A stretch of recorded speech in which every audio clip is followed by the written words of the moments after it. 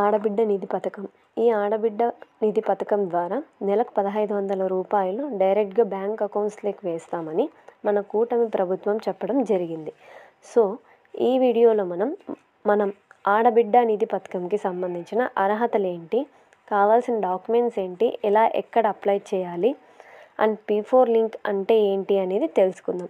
ఇప్పటికీ ఈ ఆడబిడ్డ నిధి పథకం కింద 20% మంది అయితే సెలెక్ట్ చేశాము అని ప్రభుత్వం అయితే చెప్తుందండి.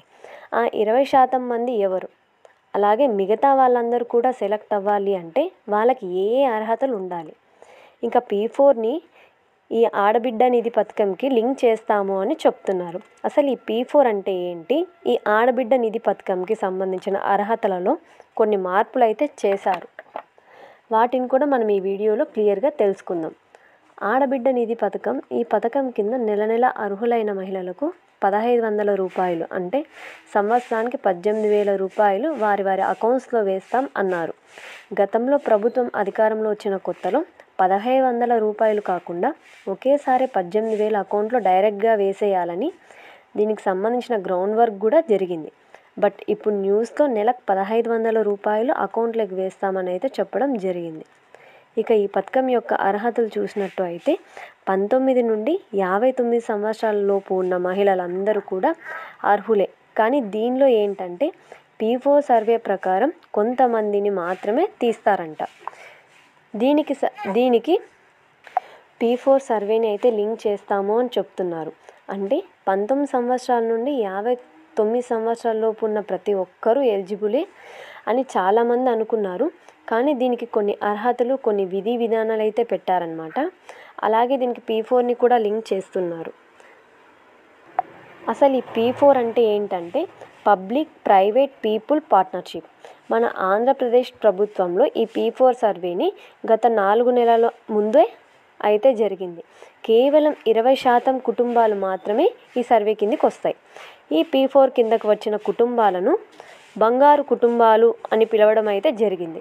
వీళ్ళకి ఎలాంటి సదుపాయాలు లేకుండా, అంటే సొంత ఇల్లు కానీ, కరెంట్ బిల్ వచ్చేసి 100 యూనిట్స్ నుండి 200 యూనిట్స్ మధ్యలో మాత్రమే ఉండాలి.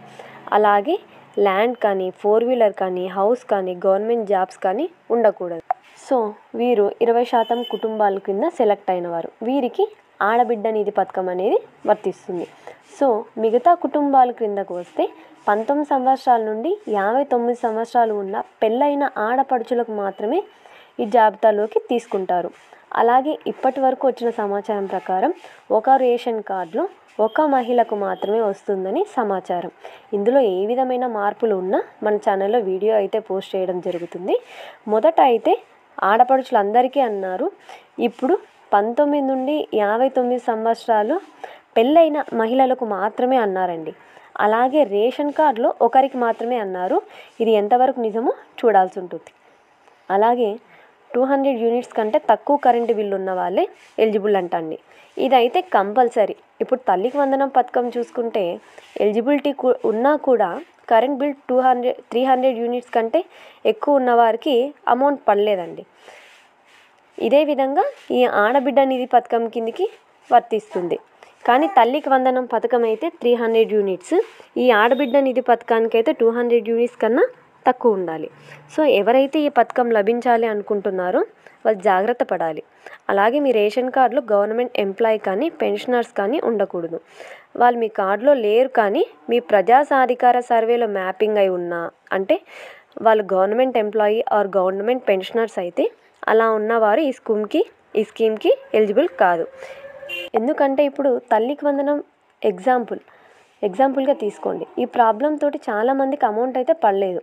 అలాగే 4 వీలర్ ఉంటే, అంటే వృత్తిరీత్యా 4 వీలర్ ఉన్నవారు అయితే పర్వాలేదండి. కానీ మీ రేషన్ కార్డులో ఉన్నవారు ఎవరి పేరు మీద అయినా సరే 4 వీలర్ ఉంటే ఈ స్కీమ్కి ఎలిజిబుల్ కాదు. అలాగే ఇన్కమ్ ట్యాక్స్ కూడా జీరో ఇన్కమ్ ట్యాక్స్ అని చాలామంది అంటున్నారు. జీరో ఇన్కమ్ ట్యాక్స్ ఉన్నా మీరు దాన్ని ప్రూవ్ చేసుకోవాల్సి ఉంటుంది. అంటే ఇన్కమ్ ట్యాక్స్ సంబంధించి జీరో ఉంది మాకు అని లెటర్ తెచ్చుకోవాల్సి ఉంటుంది. అలాగే ఇన్కమ్ ట్యాక్స్ లేని వాళ్ళు మాత్రమే ఈ స్కీమ్కి ఎలిజిబుల్ అవుతారు.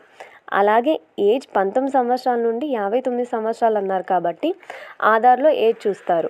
ఆధార్లో ఈ మధ్య ఏవైనా మార్పులు చేసినా కూడా ఈ స్కీమ్కి ఎలిజిబుల్ కాదండి. అలాగే మ్యారేజ్ అయిన మహిళలకు మాత్రమే ఈ పథకం వర్తిస్తుంది. అలాగే ప్రతి ఒక్కరూ కూడా ఆంధ్రప్రదేశ్ రాష్ట్రానికి చెందిన వారై ఉండాలి. హౌస్ హోల్డ్ మ్యాపింగ్లో మీ పేరు ఉండాలి. మీకు హౌస్ హోల్డ్ మ్యాపింగ్ లేకపోయినా ఈ స్కీమ్ వర్తించదు. NPCI కూడా చేయించి ఉండాలి అండ్ ఇన్కమ్ క్యాస్ట్ సర్టిఫికేట్స్ ఉండాలి. ఈ ఆడబిడ్డ నిధి పథకంకి ఆన్లైన్లో అప్లై చేసుకునే విధంగా వెబ్సైట్ రూపొందిస్తున్నారని సమాచారం అండి. ఇంకా ఈ స్కీమ్ మెయిన్ ఎక్కడ అప్లై చేసుకోవచ్చు అంటే మీ సేవలో అండి.